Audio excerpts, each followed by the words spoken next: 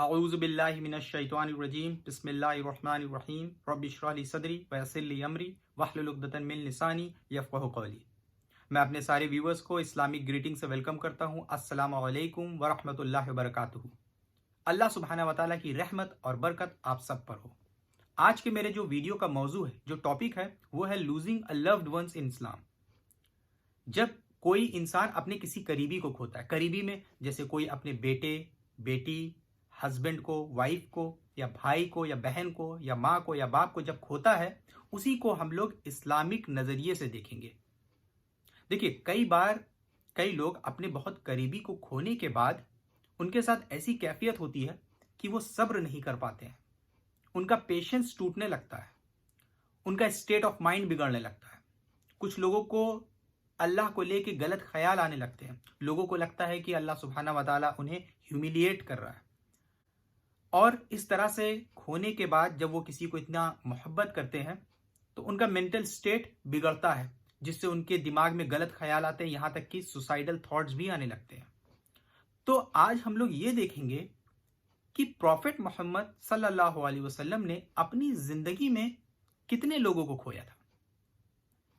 देखिए, profit Muhammad सल्लल्लाहु अलैहि वसल्लम कुरान में साफ तौर पे फरमाया गया है, सूरह अहज़ाब में सूरह नंबर 33 आयत नंबर 21 में, कि प्रॉफिट मोहम्मद सल्लल्लाहु अलैहि वसल्लम के अंदर हमारे लिए एक बेहतरीन नमूना है, एक एग्जाम्पल है फॉलो करने के लिए। यानी प्रॉफिट मोहम्मद सल्लल्लाहु अलैहि वसल्लम को हमें देखना चाहिए जब भी हम किसी सिचुएशन से गुजरते हैं, ताकि हमें पता चले कि प्रॉफिट ने कैसे उन सिचुएशन को हैंडल किया, फेस किया, किस तरह से उन्होंने पेशेंस रखा। अब आपको एक चीज पता होना चाहिए, तिरमिजी शरीफ की हदीस है जिसमें यह बताया है प्रॉफिट मोहम्मद सल्लल्लाहु अलैहि वसल्लम ने कि इस दुनिया में सबसे सख्त आजमाइश अगर किसी की होती है तो वो नबियों की होती है, प्रॉफिट्स की होती है। उसके बाद नेक्स्ट बेस्ट, फिर नेक्स्ट बेस्ट। यानी एक इंसान की जो आजमाइश इस दुनिया में होती है वो डिपेंड करता है उसका रिलीजियस कमिटमेंट कितना ज्यादा है। जो इंसान जितना ज्यादा ट्रू होगा अपने फेथ में, रिलीजियस कमिटमेंट में, उसकी आजमाइश उतनी ही सख्त होगी। तो इसलिए जो प्रॉफिट्स होते हैं इनकी आजमाइश सबसे ज्यादा होती है। अब इस पे भी कई उलेमाओं ने अपनी बातें रखी हैं कि अल्लाह ताला नबियों की इतनी सख्त आजमाइश क्यों लेता है। तो उन्होंने बहुत सारे कारण दिए हैं। उन्होंने बताया है कि अल्लाह सुब्हानहू व तआला जब नबियों की ऐसी आजमाइश लेता है तो उनका दर्जा भी बहुत बुलंद करता है, उनको आखिरत में बहुत आला दर्जा देता है। प्लस जो नबी होते हैं जब वो भेजे जाते हैं तो वो इंसानियत के लिए एक एग्जाम्पल होते हैं फॉलो करने के लिए। जब वो काम करते हैं उनकी जिंदगी में बहुत सी परेशानियां आती हैं, जैसे प्रॉफिट मोहम्मद सल्लल्लाहु अलैहि वसल्लम की जिंदगी में बहुत सारी परेशानियां आई। तो इससे जब हम दीन का काम करेंगे, जब हम इस्लाम को फैलाएंगे, तो जब हमारे जिंदगी में परेशानियां आएंगी तो हम प्रॉफिट की जिंदगी को देखेंगे कि उनकी जिंदगी में भी तो परेशानियां आई थी, उन्होंने भी तो अपने लव्ड वंस को खोया था, उन्होंने भी तो बहुत ही सख्त जिंदगी से गुजरे, बहुत हार्डशिप थी, बहुत कैलेमिटीज आई। तो जब हम काम करेंगे हमारे साथ आएगा तो हमें इत्मीनान होगा। तो आज सबसे पहले इस टॉपिक को शुरू करने से पहले कि प्रॉफिट ने अपनी जिंदगी में कितने लव्ड वंस को खोया था, हम लोग पहले कुछ बेसिक चीजें समझ लेते हैं कि प्रॉफिट मोहम्मद सल्लल्लाहु अलैहि वसल्लम जो थे, जिस खानदान में पैदा हुए थे, उस खानदान को हम लोग कहते हैं बनु हाशिम, यानी हाशिमी कह सकते हैं। ठीक है, एक चीज ट्राइब होती है और एक चीज क्लैन होता है।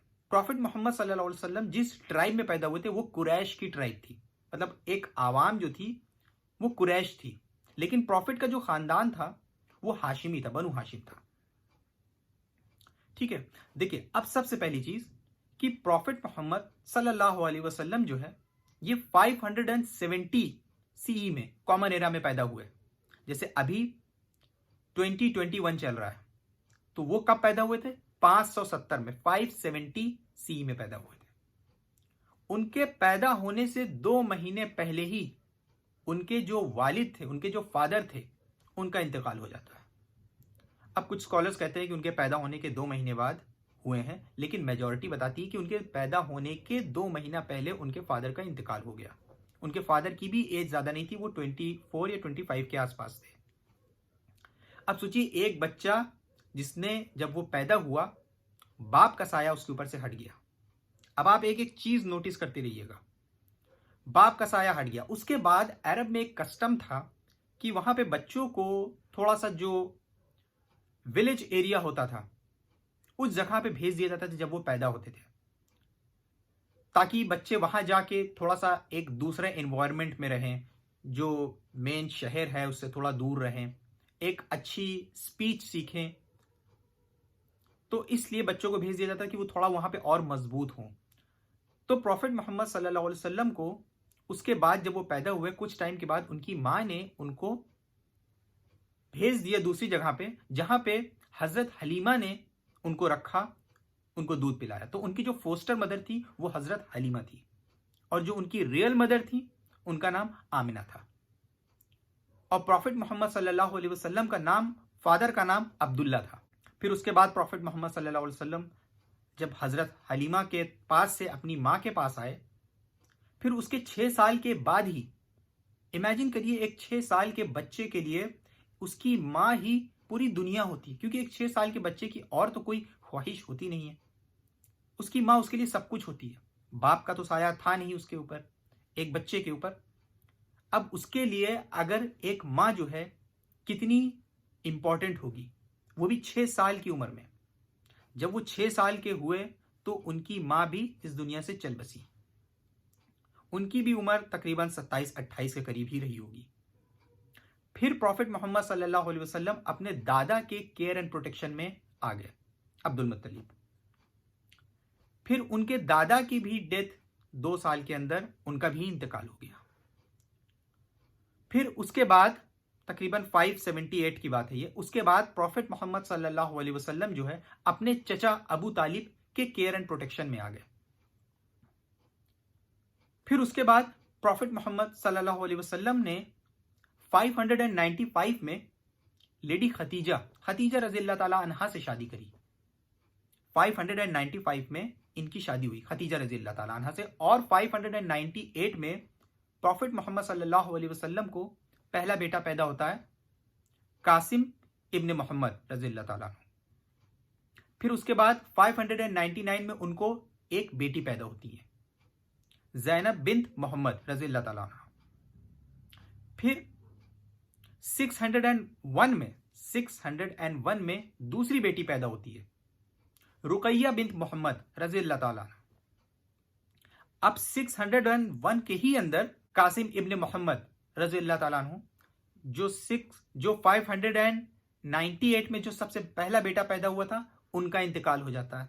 देखिए अब एक बेटा है, उन्होंने 3 साल की उम्र भी नहीं कंप्लीट करी हुई होती है, अब उनका 601 में इंतकाल हो जाता है। फिर उसके बाद 603 में प्रॉफिट को तीसरी बेटी पैदा होती है, उम्मे कुलसूम रज़ियल्लाहु ताला अन्हा। और फिर 605 में प्रॉफिट को एक और बेटी पैदा होती है, फातिमा रज़ियल्लाहु ताला अन्हा। अब इसके साथ साथ प्रॉफिट मोहम्मद सल्लल्लाहु अलैहि वसल्लम के एक मुंह बोले बेटे भी थे, यानी एक बेटे को उन्होंने एडॉप्ट भी किया था, उनका नाम था ज़ैद इब्न हारिसा। जब तक कुरान की गाइडलाइंस नहीं आई थी, कुरान का लॉ नहीं आया था एडॉप्शन से रिलेटेड, तब तक वो प्रॉफिट के बेटे जाने जाते थे, ज़ैद इब्न हारिसा। उसके ऊपर एडॉप्शन का क्या कानून है इस्लाम में, इसके ऊपर हम एक अलग से वीडियो बनाएंगे। अभी हम लोगों को खाली ये समझना है कि प्रॉफिट ने कितने लोगों को खोया। तो ज़ैद इब्न हारिसा भी उनके एक एडॉप्टेड सन थे। अब उसके बाद 610 के अंदर प्रॉफिट मोहम्मद सल्लल्लाहु अलैहि वसल्लम के ऊपर वही आना शुरू हो गई, यानी कुरान नाजिल होना शुरू हो गया, उतरना शुरू हो गया।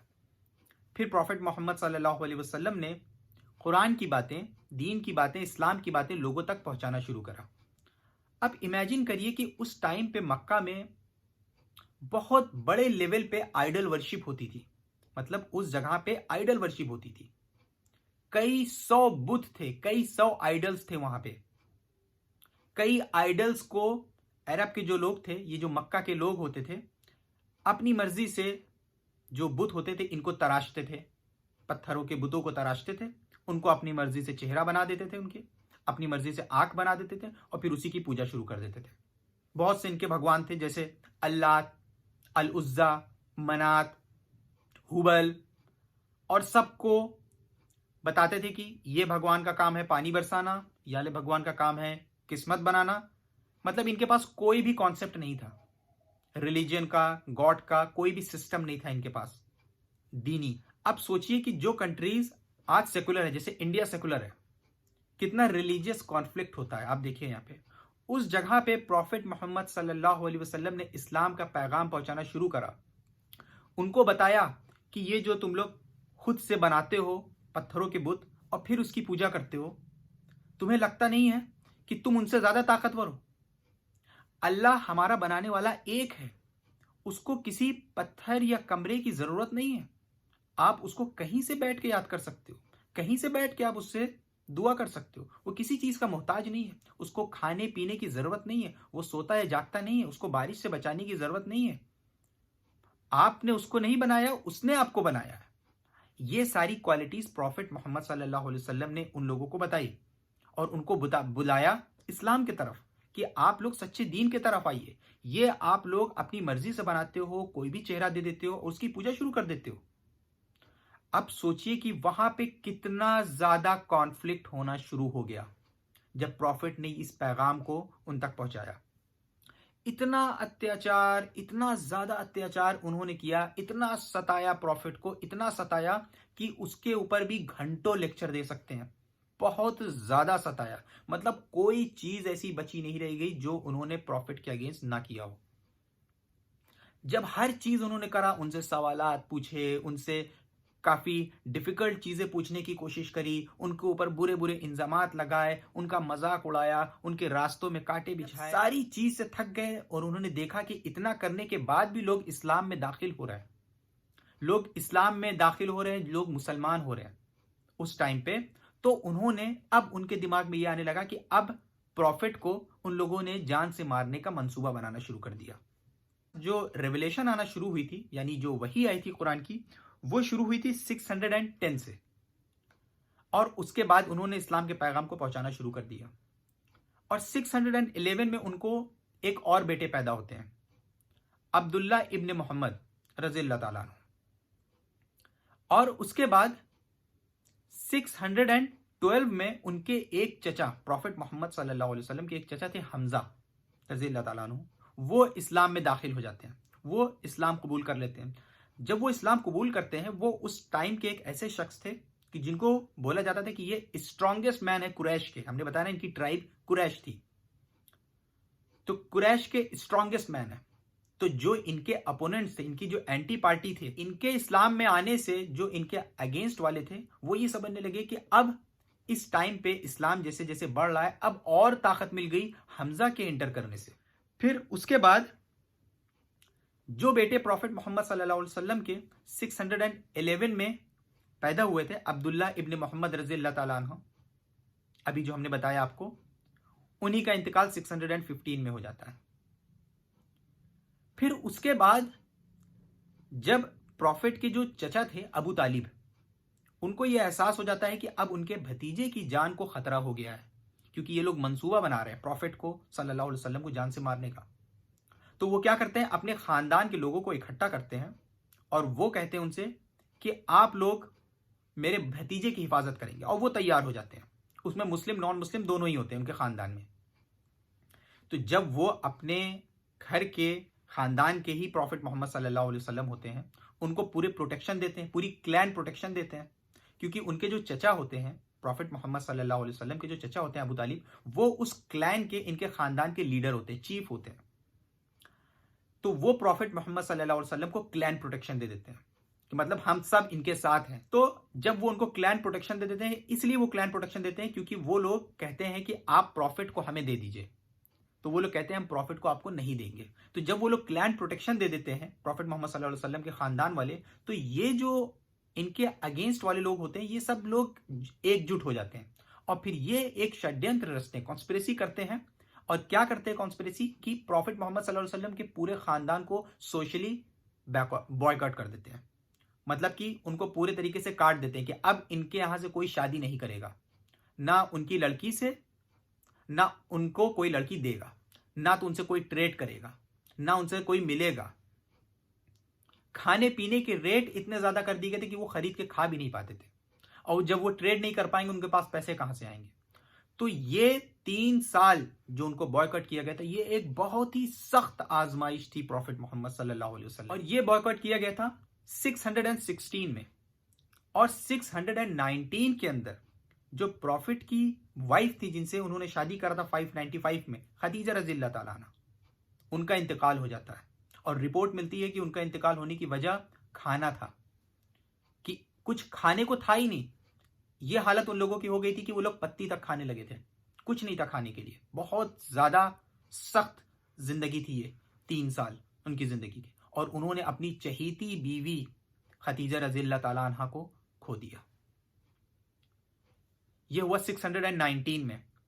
अब सोचिए कि 25 साल की कंपेनियनशिप, 25 साल से उनकी बीवी थी वो, क्या लेवल ऑफ अंडरस्टैंडिंग होगी। और बहुत ही सपोर्टिव बीवी, उनको उन्होंने खो दिया। और फिर उनके बाद ही कुछ टाइम के बाद उनके जो चचा थे, जो प्रॉफिट को क्लैन प्रोटेक्शन दिए हुए थे, अबू तालिब, उनका भी इंतकाल हो गया। अब जैसे ही उनका इंतकाल हुआ तो इसका मतलब क्या हुआ कि प्रॉफिट मोहम्मद सल्लल्लाहु अलैहि वसल्लम को जो क्लैन प्रोटेक्शन मिली हुई थी खानदान की तरफ से, वो खत्म हो गई है।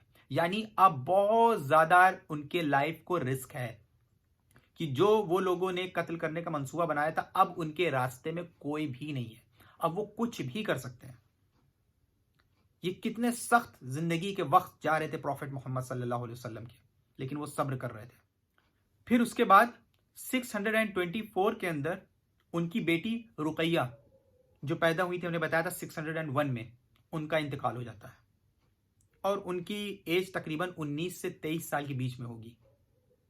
आप इमेजिन करिए कि कितने बच्चों को अभी तक प्रॉफिट ने खोया है। फिर उसके बाद 629 में प्रॉफिट ने अपनी एक और बेटी को खो दिया, ज़ैनब बिन्त मोहम्मद रज़ियल्लाहु ताला अन्हा। और 629 में उनके जो मुंह बोले बेटे थे, जो हमने आपको बताया था, जिनको उन्होंने अडॉप्ट किया था, उनको भी खो दिया, वो शहीद हो गए 629 के अंदर। फिर 630 में प्रॉफिट ने अपनी तीसरी बेटी को खोया, उम्मे कुलसूम रज़ियल्लाहु ताला अन्हा। और इसी 630 के अंदर प्रॉफिट ने अपनी फोस्टर मदर, जो हजरत हलीमा के बारे में हमने बताया था, उनको भी खो दिया। 625 के अंदर इनके जो चचा थे, जो हमने आपको बताया था, जिनको बोला जाता था कि एक स्ट्रॉन्गेस्ट मैन है कुरैश के, उन्होंने प्रॉफिट की बहुत हेल्प करी, बहुत प्रोटेक्ट किया, वो भी शहीद हो गया। फिर 630 के अंदर प्रॉफिट को आखिरी बेटा पैदा हुआ, इब्राहिम इब्न मोहम्मद रज़ियल्लाहु ताला अन्हु। उस वक्त प्रॉफिट की एज तकरीबन 60 के करीब पहुंच चुकी थी। सोचिए, आखिरी बेटा, प्रॉफिट उनसे बहुत मोहब्बत करने लगे थे, बहुत लगाव हो गया था। फिर 632 के अंदर उनका भी इंतकाल हो गया। फिर उनके आखिरी बेटे का जब इंतकाल हुआ है, तो हम आपको एक हदीस पढ़ के सुनाते हैं, सही अल बुखारी की है, बुक नंबर 23, हदीस नंबर 62, बुक ऑफ फ्यूनरल। देखिए, इस हदीस के अंदर क्या बताया गया है कि अल्लाह's मैसेंजर सल्लल्लाहु अलैहि वसल्लम टुक इब्राहिम, इब्राहिम को उन्होंने लिया, and kissed him and smelled him, उसको किस किया और स्मेल किया, and later we entered Abu Saif's house, and at that time Ibrahim was in his last breath, आखिरी सांसें ले रहे थे उनके बेटे, and the eyes of the prophet Muhammad सल्लल्लाहु अलैहि वसल्लम स्टार्टेड शेडिंग टीयर्स, और प्रॉफिट की आंखों से आंसू निकल रहे थे। तो एक शख्स अब्दुर्रहमान इब्न औफ रज़ियल्लाहु ताला अन्हु, उन्होंने रसूल सल्लल्लाहु अलैहि वसल्लम से कहा, O Allah's apostle, even you are weeping, आप जिनके पास सबसे ज्यादा सब्र है, जो सबसे ज्यादा सब्र रखने वाले हैं, पेशेंस रखने वाले हैं, आपने भी रो दिया। तो प्रॉफिट ने रिप्लाई किया, O Ibn Auf, this is mercy. Then he wept more and said, फिर वो और रोने लगे और उन्होंने कहा, the eyes are shedding tears, आंखों से आंसू गिर रहे हैं, and the heart is grieved, और दिल जो है बिल्कुल रुहंदा है, गमजदा है, and we will not say except what pleases our Lord, और हम कुछ भी नहीं कहेंगे, सिर्फ वही जिससे मेरा अल्लाह राजी हो। O Ibrahim, indeed we are grieved by your separation, O Ibrahim, मतलब अपने बेटे को मुखातिब करके, कि तुम्हारे सेपरेशन से हम बहुत गमजदा हैं। ये प्रॉफिट की हदीस थी। अब आप इमेजिन करिए कि वो शख्स जिसने अपनी ज़िंदगी में कितने लोगों को खोया। अब हम लोग काउंट करते हैं। पैदा होने से पहले बाप का तो प्यार मिला ही नहीं। उसके बाद जिस वक्त माँ की सबसे ज़्यादा ज़रूरत थी, 6 साल की उम्र, माँ का इंतकाल हो गया। उसके बाद अपने दादा के केयर प्रोटेक्शन में रहे 2 साल, दादा का इंतकाल हो गया। फिर शादी हुई, बीवी हुई, उसके बाद बच्चे हुए, उसमें से कुछ बच्चों का इंतकाल हो गया। फिर उसके बाद आगे टाइम बीता, फिर उनकी बीवी का इंतकाल हो गया, जो उनकी चहेती बीवी थी, जिन्होंने बहुत सपोर्ट किया उनको। 25 साल की रिलेशनशिप थी उनकी, कंपेनियनशिप थी। उनका इंतकाल हो गया। फिर चचा का इंतकाल हो गया, जो उनको केयर एंड प्रोटेक्शन दिए हुए थे।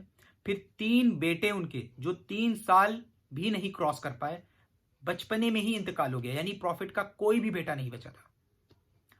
और सारी की सारी बेटियां, सिर्फ एक को छोड़ के सारी की सारी बेटियां 30 साल की उम्र के अंदर ही इंतकाल कर गई। सिर्फ फातिमा रजी अल्लाह ताला अन्हा को छोड़ के, वो प्रॉफिट के वफात के कुछ ही महीनों के बाद उनकी भी इंतकाल हो गई। यानी कि तीनों की तीनों बेटियां जो बिल्कुल यंग एज में, जैसे रुकैया बिन मोहम्मद रजी अल्लाह ताला, उनकी इंतकाल 19 से 23 के बीच में ही हो गया। यानी 3 बेटे 3 बेटियां। उसके बाद जो मुंह बोला बेटा था, उनका भी इंतकाल हो गया। जो चचा ने प्रोटेक्शन दिया था, हमजा, उनका भी इंतकाल हो गया। जो फोस्टर मदर थी, उनका भी इंतकाल हो गया। जो आखिरी में एक बेटे पैदा हुए, उनका भी इंतकाल हो गया। आप उंगलियों पे काउंट करिए कि कितने लोगों को प्रॉफिट ने खोया। अब सोचिए कि हम एक किसी अपने को खोने के बाद या 2 को खोने के बाद, अगर आपने 1 को खोया तो प्रॉफिट ने 2 को, अगर आपने 2 को खोया तो प्रॉफिट ने 4 को। तो प्रॉफिट के अंदर हमारे लिए बेहतरीन एग्जाम्पल है समझने के लिए। तो क्या उसके बाद प्रॉफिट अपने दीन से हट गए थे, या प्रॉफिट का दीन कम हो गया था, या प्रॉफिट ने सब्र नहीं रखा, या प्रॉफिट जो है हर वक्त गमज़दा रहते थे? नहीं, लेकिन उसके बाद भी वो ला इलाहा इल्लल्लाह, ला इलाहा इल्लल्लाह, ला इलाहा इल्लल्लाह, नहीं है कोई खुदा सिवाय अल्लाह के। और जिस मिशन के साथ वो भेजे गए, उन्होंने अपने मिशन को इस दुनिया में इस्टेब्लिश कर दिया और वो कामयाब हुए। फिर जिन लोगों ने उनको सताया था मक्का के अंदर, जहां से उनको हिजरत करके जाना पड़ा, फिर बाद में ही उन्होंने फतह मक्के करी और कॉन्क्वेस्ट ऑफ मक्का के अंदर जो लोग उनको सताते थे, प्रॉफिट जो है वहीं के रूलर बन गए। वाखिर दवाना अल्हम्दुलिल्लाहि रब्बिल आलमीन।